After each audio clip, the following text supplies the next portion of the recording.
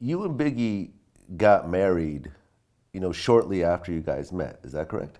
Yeah, we actually got married now, so I can make sure I continue to correct it, which I've always done. But people tend to say 7 days. I don't know who made that up, but we actually got married more like 2 months, maybe a little less than 2 months after we started hanging out and talking. But it definitely wasn't 7 days. Now I'm not saying that 2 months is, a nice courting period before you marry someone, but it wasn't a week. It was probably like 6, 7 weeks, something like that. What made you guys decide that, that you guys should get married as opposed to, continue to date? Well, we were young. We definitely, had a very quick, we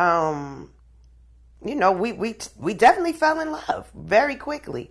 But we were moving fast because we were young and we weren't thinking it out like that. We didn't know he was about to blow up like that and that my record was going to do well. We were both signed as artists, but neither one of us had necessarily, seen success yet. So we just weren't thinking and moving fast, and we knew we were in love. And he said, "I want to marry you." And I said, "When?" He said we could do it now, and I said, "Well, let me ask my friend who just got married upstate New York." He said it didn't take much, so within a week or two after he said that, we were married. But that wasn't when we met, so maybe that's where that story came from, the 7 days. But yeah, I mean, he told me he wanted to marry me after a couple of weeks of us hanging out, So it seemed like a great thing to do. I mean, I'm not mad I did. He's certainly my first true, love of my life. So I'm not mad at it. You both had daughters at the time as well. Do you think that was part of the connection?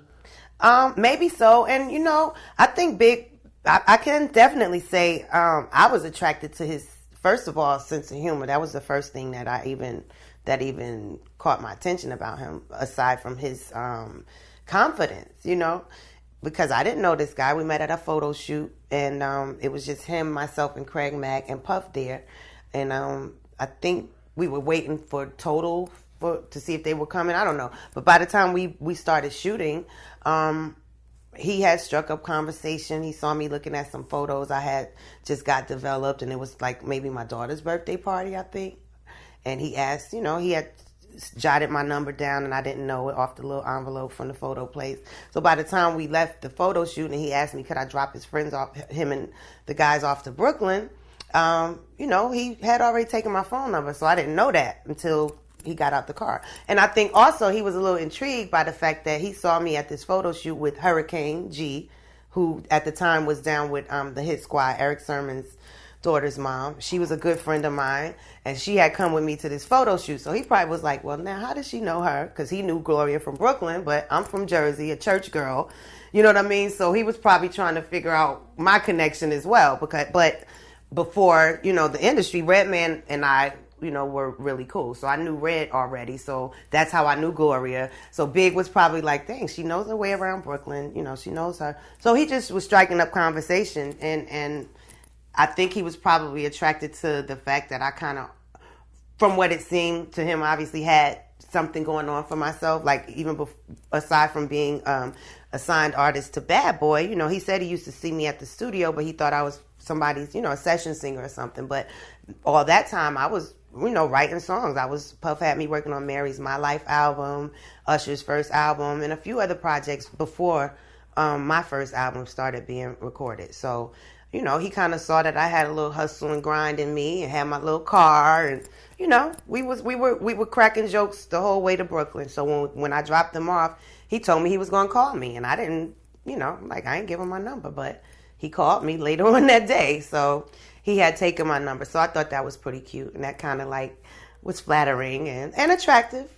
So we just started talking, and I started going to Brooklyn, and every day it would be, oh, what we going to eat today? Or, that's pretty much how our thing started. I read through your book, and one of the stories that kind of stood out to me was you had found a Polaroid of a girl in Biggie's car, and you managed to look up her phone number and find out where her address is, and you went to this girl's apartment and beat her up. Well, I didn't. Okay. Okay, yeah, there's layers to that story. This is yeah, not that's hearsay. true. This is from your book. Yeah, that's very true. But the funny thing is, which I also said, that we left from Puff's son's Justin's christening and jumped in a cab to go to this girl's house.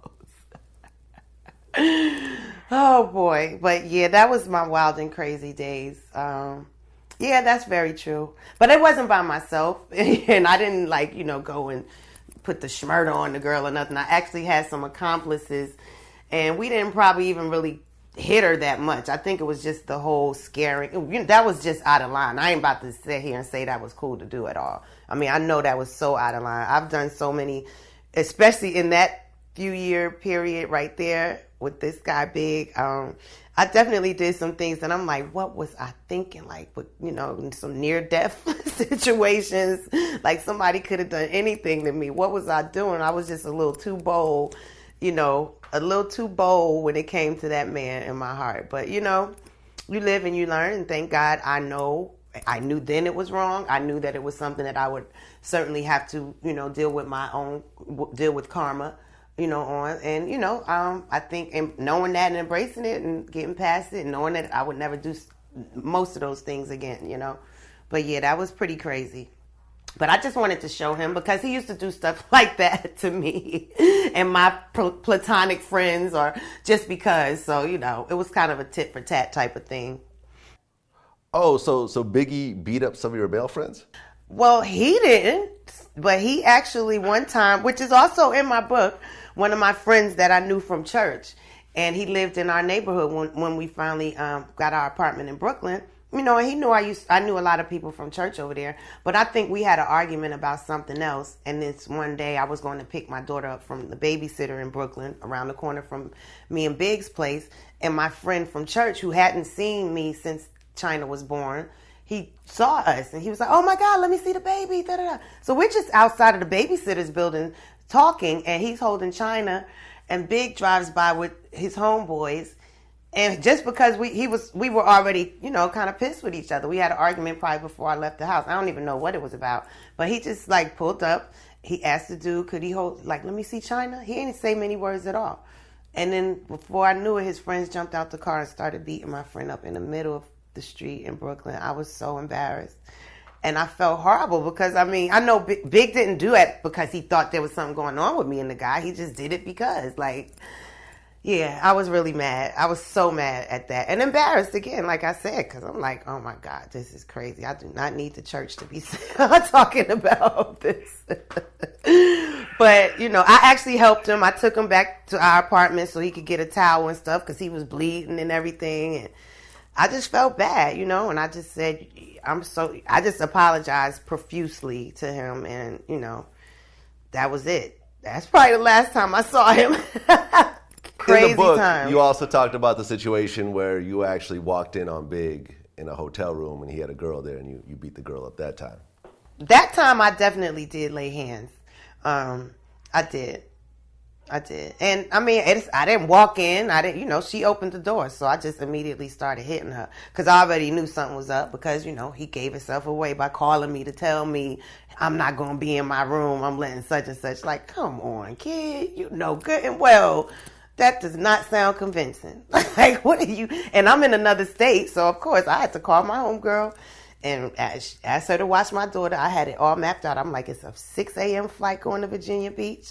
Take me 45 minutes to get there. They ain't going to be awake and checking out. I had it all mapped out. And I got there, got all that done, came back on the next flight, and all of that before 10 a.m. I was back in Brooklyn by 10 a.m. By 12 noon, Big was back in Brooklyn looking for me, too. How badly did the girl get beat up?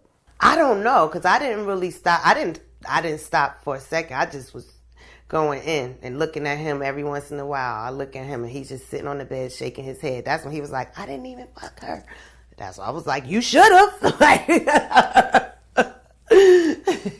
That is all very, very, very true. I remember that as clear as day. And by the time I was done hitting her, all the guys had come. He done called everybody from their room, C's and L, whoever else was out of town with him, all just standing there looking at me. But I was putting my coat on to leave by then. I was like, bye, y'all. I'm done. So you basically left her in the room bleeding. I sure did. I think, oh, no, I know what it was. One of her homegirl must have been in the room with one of the guys. So by then her friend came, but I'm already on my way to the elevator. There was nothing they could do. They wasn't going to do nothing to me.